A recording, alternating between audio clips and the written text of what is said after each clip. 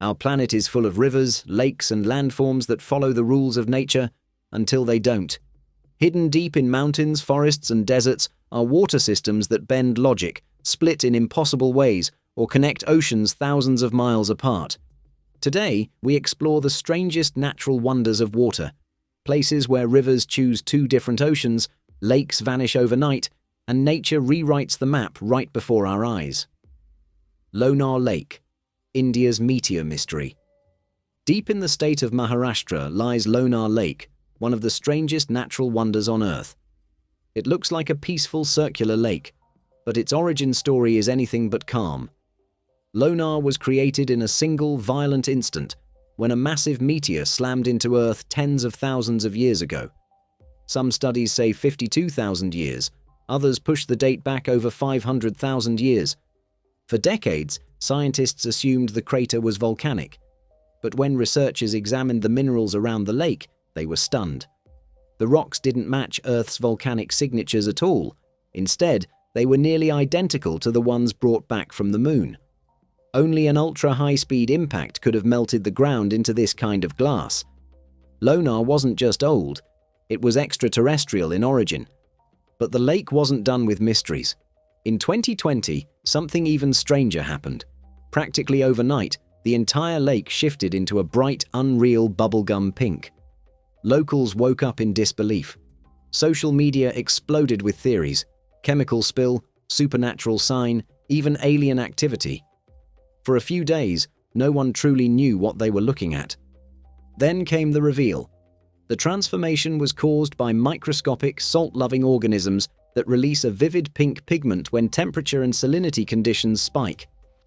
As soon as the conditions changed, the microbes sank, and the lake slowly faded back to its usual green. Even the flamingos feeding there turned a richer pink during the phenomenon, their feathers absorbing the sudden boom of pigmented microbes. Lonar Lake remains one of the few meteor impact lakes on the planet, a place where Earth and outer space collide, and where new mysteries can appear overnight in brilliant, glowing color. If stories like this fascinate you, hit subscribe and turn on the notification bell. We're only getting started. The next mystery is even stranger. Grand Prismatic Spring. One of the most iconic sights in Yellowstone National Park is the Grand Prismatic Spring, a gigantic swirling pool of color that looks almost unreal. It's one of the largest hot springs on the planet, and people have been mesmerized by it since at least the 1800s. Early trappers described it as an indigo blue lake, boiling like a huge cauldron, a sight so strange that it sounded more like a scene from a fantasy novel than a real place. As scientific expeditions arrived decades later to study the spring, they faced an unexpected challenge: its size. At its widest point, Grand Prismatic Spring stretches longer than an American football field. To study the center, researchers had to build a special boat and push far from the shore. But despite the risks, none of the scientists wore life vests. There was no point. If the boat tipped over, the near-boiling water at the center offered no chance of survival. So what creates the spring's breathtaking colors? The answer lies in heat-loving organisms called thermophiles. The temperature drops as you move outward from the center, and different species thrive at different heat levels. Each type produces its own pigment, painting the spring with vivid rings of blue, green, yellow, and orange. Grand Prismatic Spring is a natural rainbow born from boiling water and microscopic life, one of the few places on Earth where extreme heat creates extreme beauty. Fly geyser. Back in the early 20th century, someone had an ambitious idea: irrigate a section of Nevada's barren black rock desert. Workers drilled a well and found plenty of water, but there was a problem. It came out near boiling. Useless for farming, the project was abandoned, and the scalding water slowly built up a strange, growing cone of calcium carbonate over the decades. Then, in 1964, a geothermal energy company tried again, drilling a new well just a short distance away. But once more, the water they tapped was too hot.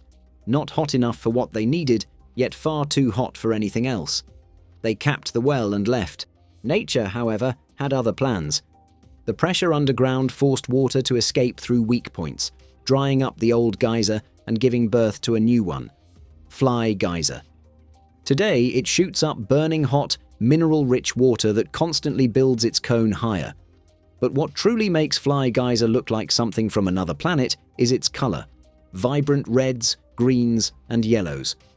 These shades come from heat-loving algae clinging to the geyser's mineral surface, turning it into a glowing, alien-like structure rising out of the desert.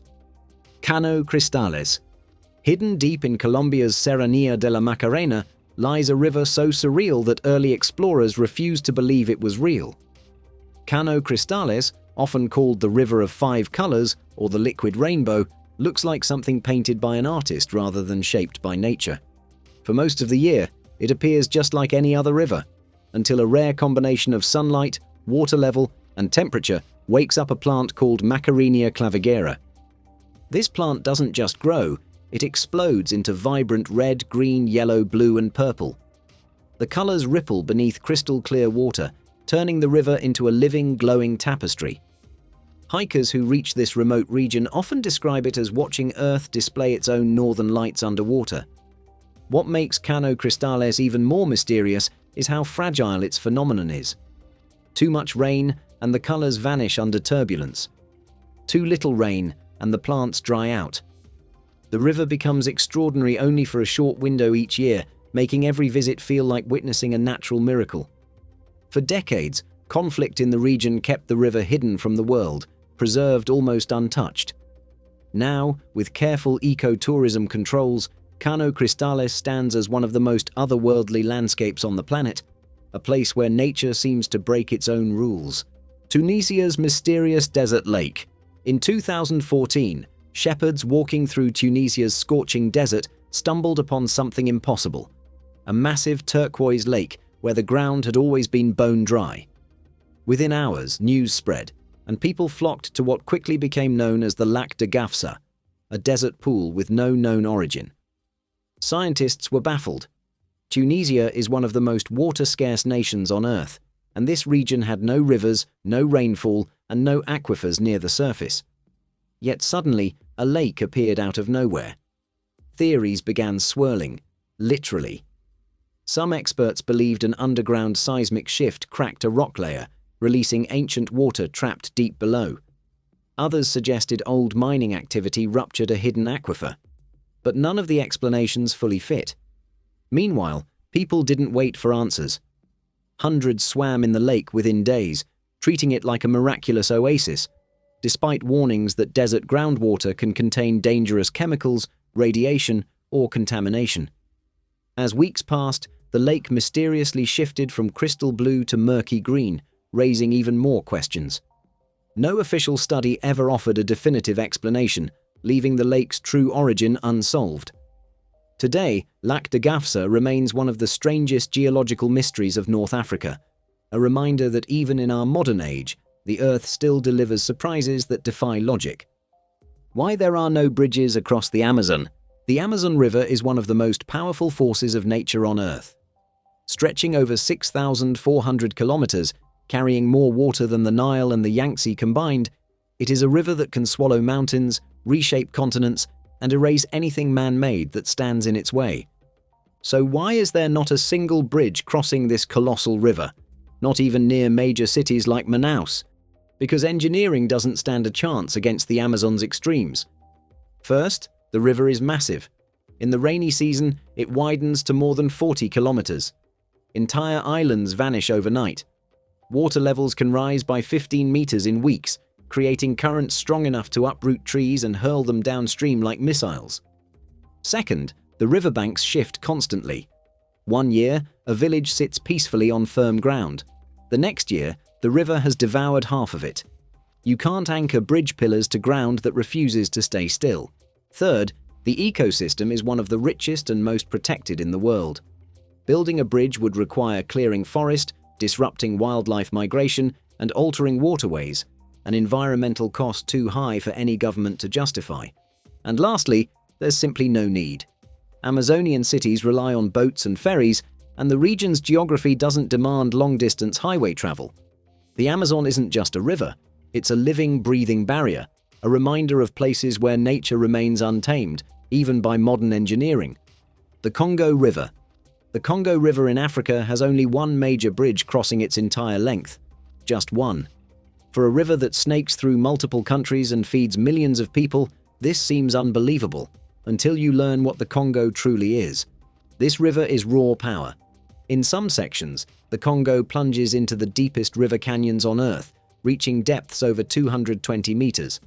That's taller than a 60-story skyscraper, underwater. These depths create violent underwater currents that twist, slam, and surge unpredictably. Then come the rapids. The Congo holds the world's strongest and most dangerous rapids, including the infamous Inga Rapids, where water thunders forward with unimaginable force.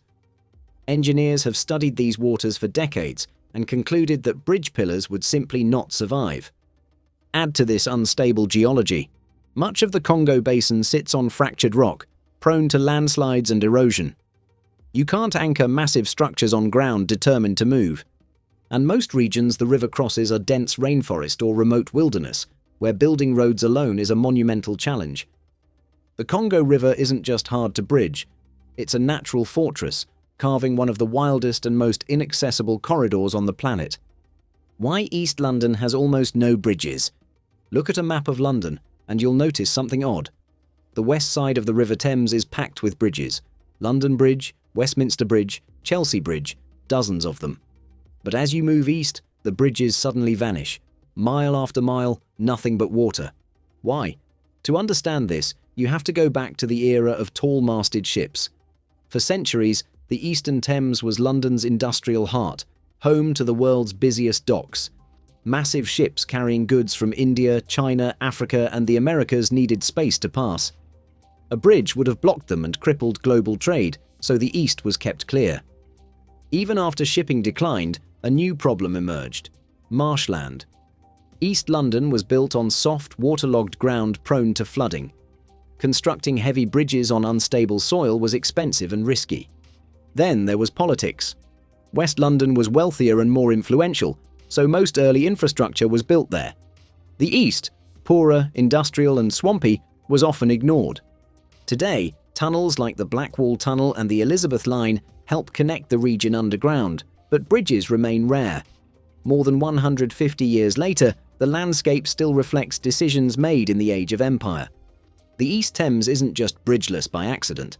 It's a relic of London's past, where history, engineering, and economics collided to leave a silent gap across one of the world's most iconic rivers.